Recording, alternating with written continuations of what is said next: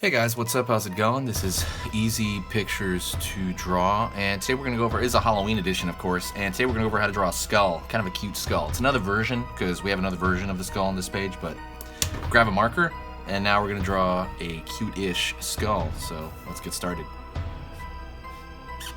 Cheekbone, and it's going to be kind of like that, I don't know, parentheses, not parentheses, but kind of square. What do you call the square parentheses? Other side. Cheekbone, round shape at the top,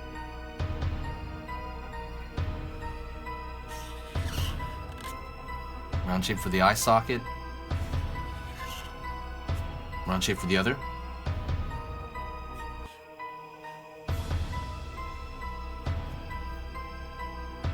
triangle,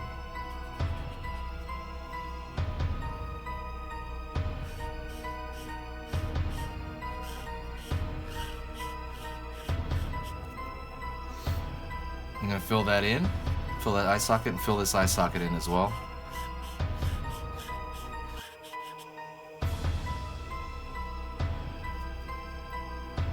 Then I'm going to go over here to the teeth, and I'm just going to do little U's.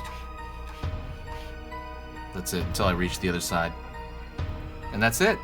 That's a really cute, simplistic skull drawing. Hopefully you found that beneficial. It's very easy. I think that's actually one of the easiest ways to do it. If you want to add something, you can add maybe a bottom row of teeth. You know, maybe like these little circles, like these little tic-tac shapes.